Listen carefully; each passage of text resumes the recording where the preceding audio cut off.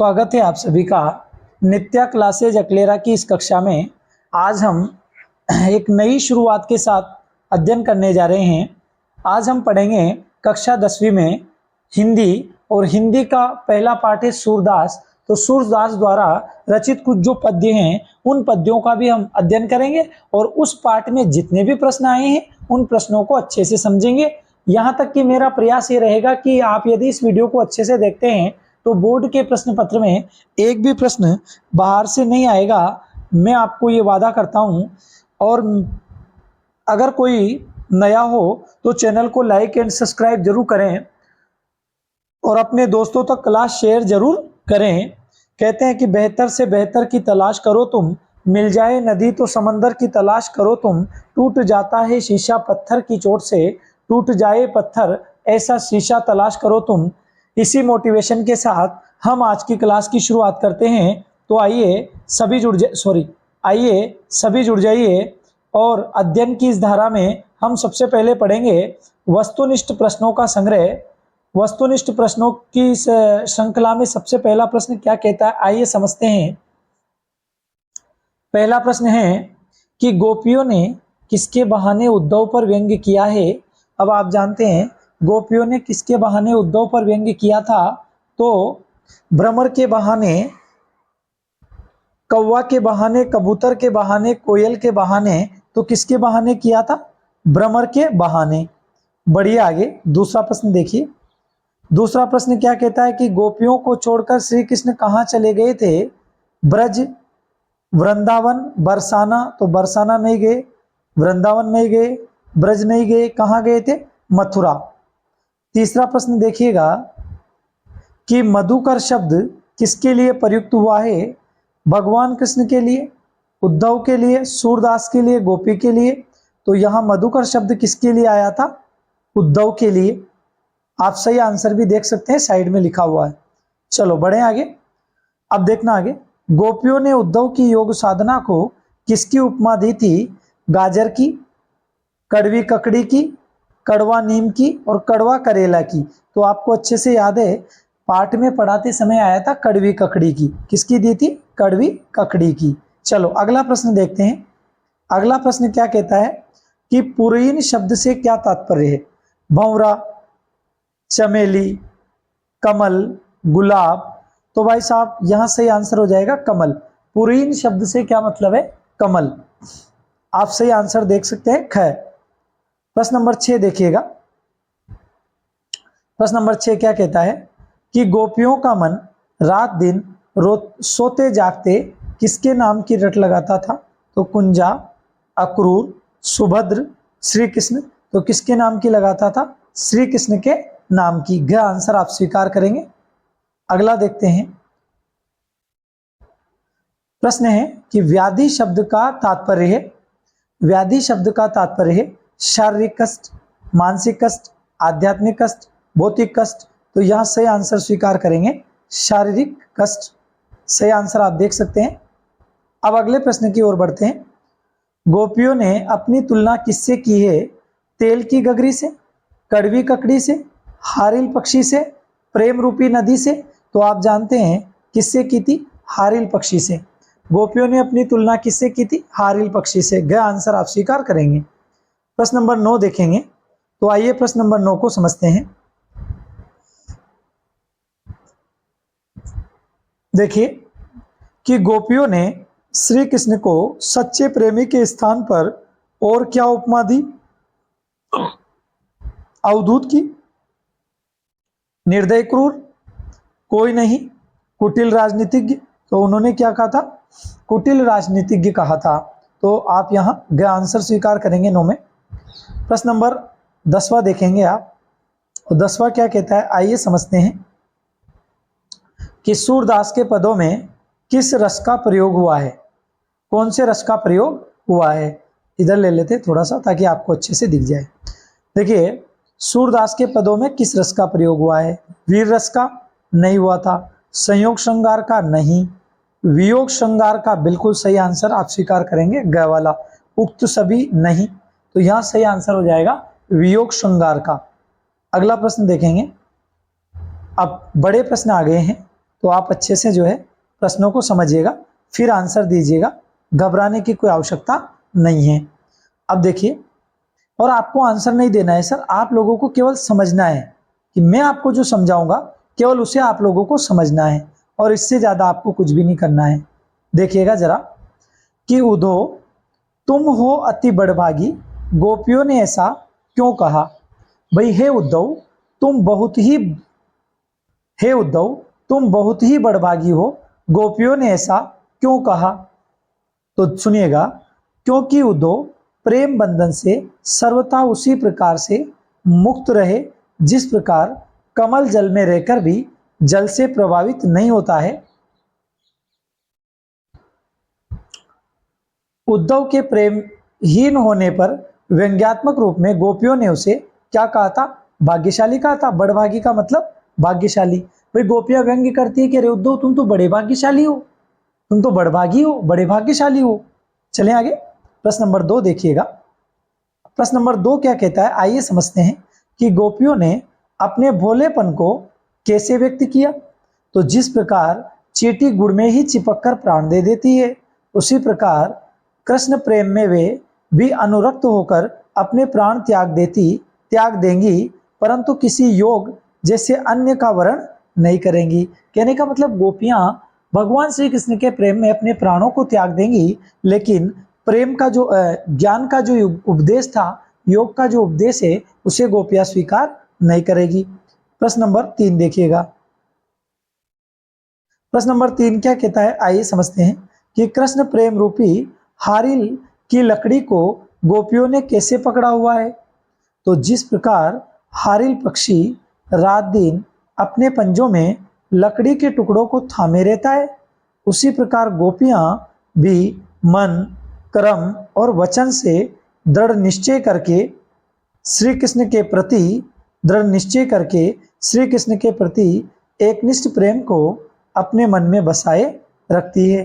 कौन बसाए रखती है, गोपियां। आगे देखिएगा, अगला प्रश्न है कि मर्यादा न लही में किस मर्यादा के विषय में कहा गया है। देखिए, गोपियों का कहने का मतलब क्या था, आइए समझते हैं। तो परस्पर विश्वास और पूर्ण समर्पण प्रेम की मर्यादा है। कहने का मतलब प्रेम में क्या होना चाहिए, विश्वास। अगर आप किसी से प्रेम करें और उस पर विश्वास ना करें तो वो प्रेम नहीं है, वो तो केवल एक धोखा है। तो आइए समझते हैं कि परस्पर विश्वास और पूर्ण समर्पण प्रेम की मर्यादा है। छल, कपट, चतुराई और दुख प्रेम की मर्यादा को भंग कर देते हैं।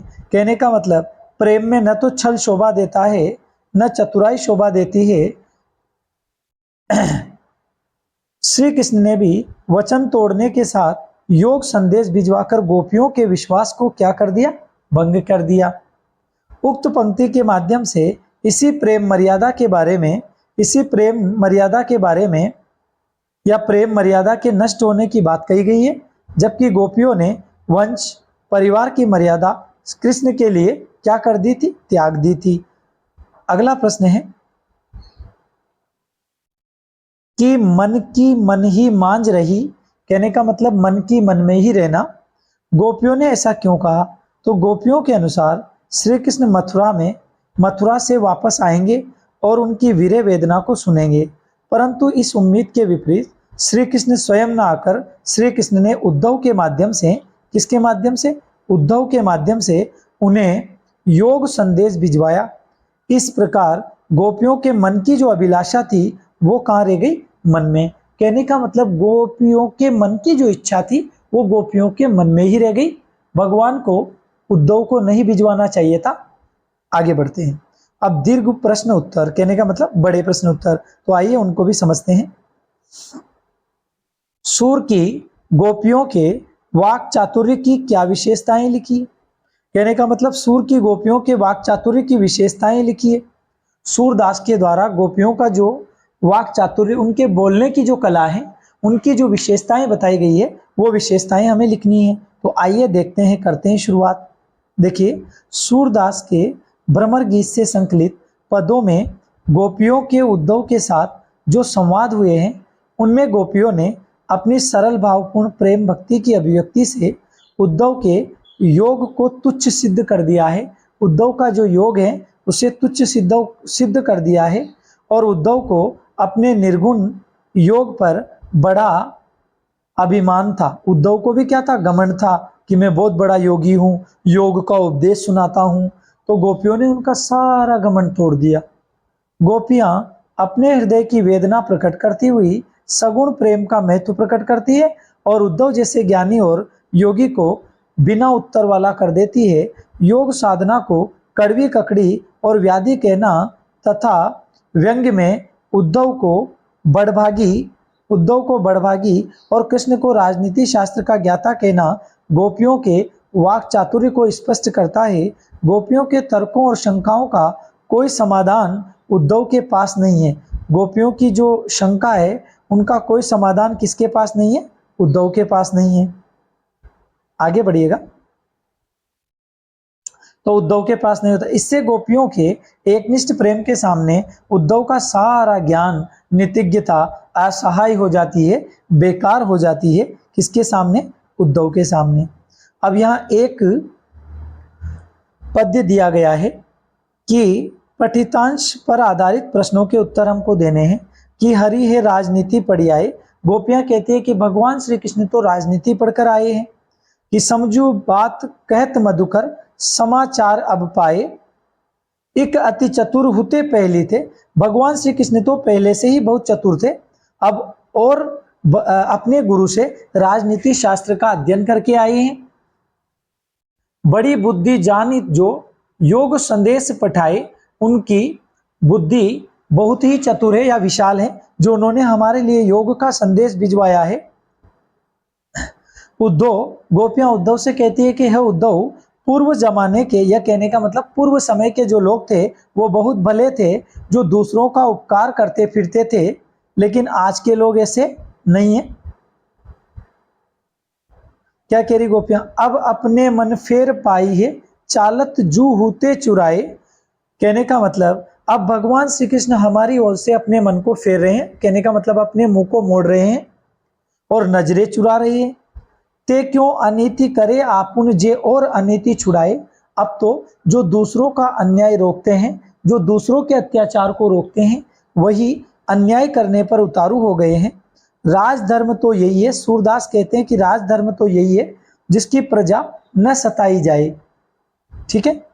अब हरि है राजनीति पढ़ी आए। गोपियां कृष्ण के किस रूप को व्यक्त कर रही है। प्रश्न पहला देखिएगा। पहला प्रश्न क्या है, समझिए।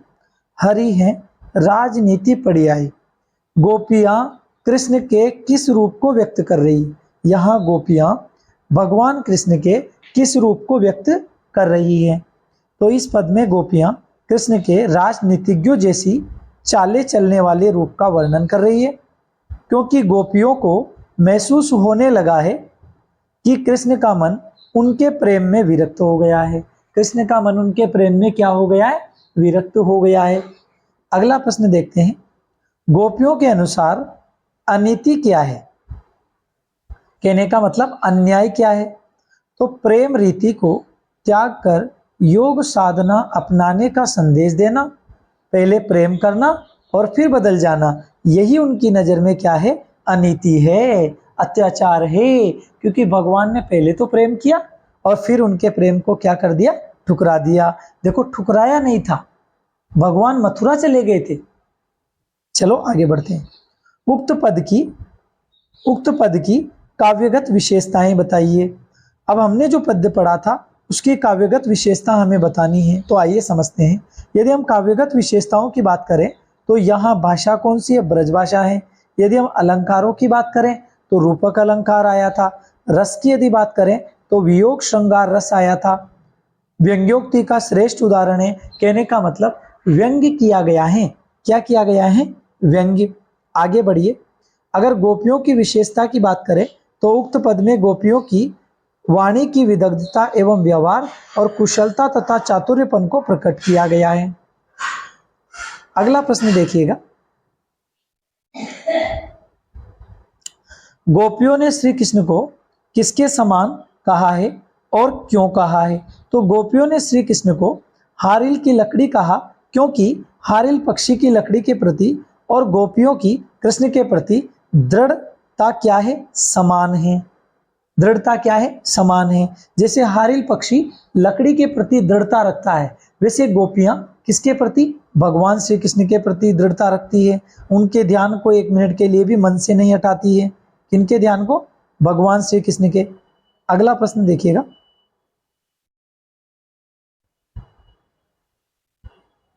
हाँ, कि उक्त पद में निहित काव्य सौंदर्य बताइए। अब काव्य सौंदर्य बताना है हमें। जो पद आया था ना, हरि है राजनीति पड़ी आई, उस पद में क्या क्या प्रयोग हुआ है। तो देखिए, हमारे हरि हारिल की लकड़ी, यहाँ ह वर्ण की आवृत्ति होने से अनुप्रास अलंकार है। पद में रूपक अलंकार का प्रयोग हुआ था। भाषा की बात करें तो ब्रज भाषा थी। रस की बात करें तो वियोग श्रृंगार रस था। छंद की बात करें तो गेय पद है। और शैली की बात करें तो मुक्त है। गुण की बात करें तो माधुर्य है। शब्द शक्ति की बात करें तो लक्षणा है। आगे बढ़ते हैं, सुनिएगा। अन्य अनुप्रास शब्द करुई ककड़ी में भी अनुप्रास है, नंद नंदन में अनुप्रास है, सोबत स्वप्न में अनुप्रास है, और काना काना में पुनरुक्ति प्रकाश है। और रूपकातिशयोक्ति है, सूतव व्याधि हमें ले आए, हमको ले आई। कहने का मतलब तुम हमारे लिए ऐसी योग रूपी बीमारी लेकर आए हो जिसे हमने न तो देखा है, न सुना है, और न महसूस किया है। अगला देखो, गोपियों ने कैसे लोगों को योग संदेश देने की बात कही है। तो जिनके मन चलायमान हुए रहते हैं उनके लिए गोपियों ने ऐसा कहा है कि उन्हें कौन सा संदेश दो, योग का संदेश। जिनके मन क्या है, चलायमान है। क्या है सर, चलायमान। अगला प्रश्न देखो, सॉरी, हाँ सुनिएगा। अगला प्रश्न है, ये तो सूर तिने ले सौंपो जिनके मन चक्री, पंक्ति का आशय बताइए। तो गोपियों ने उद्धव के योग संदेश को एक ऐसी बीमारी बताया है जिसके बारे में उन्होंने कभी न देखा है और न कभी अनुभव किया है, न सुना है। ऐसे योग के संदेश को गोपियों ने ऐसे लोगों को सुनाने की सलाह दी जिनके मन चंचल है और अस्थिर होकर क्या बने हुए हैं, चक्री बने हुए हैं। अगला प्रश्न देखिए, बस ठीक है सर। तो इसी के साथ मेरा कहना तो ये है सर कि आज हम लोगों ने पार्ट 1 जो है हमारा, जिसका नाम है सर सूरदास, थोड़ी सी मैंने जल्दबाजी करी। तो जल्दबाजी इसलिए करी क्योंकि मैं आप लोगों का समय खराब नहीं करना चाहता हूं। मैंने लगभग चाहे थोड़ी जल्दी स्पीड करी हो, लेकिन आप भी जानते हैं मैंने इसलिए थोड़ा जल्दी पढ़ाया है ताकि क्या है, कुछ बच्चे स्पीड बढ़ा के पढ़ते हैं, उनको पता है कि समय ज़्यादा खराब हो रहा है, तो समय के अभाव के कारण ही मैंने जल्दी पढ़ा दिया है। तो आप लोगों को मैंने अच्छे से समझाने का प्रयास किया है। यदि मैं तो इतना कह सकता हूँ, मेरे द्वारा जो चीज़ें आपको पढ़ाई गई है इससे बार लगभग कोई प्रश्न नहीं आएगा। तो कृपया आप वीडियो को अपने दोस्तों को भी शेयर कीजिएगा और इसी तरह साथ देते रहेगा। इसी आशा और विश्वास के साथ आप कक्षा को यही विराम देते हैं। जय हिंद, जय भारत। मिलते हैं अगली कक्षा में।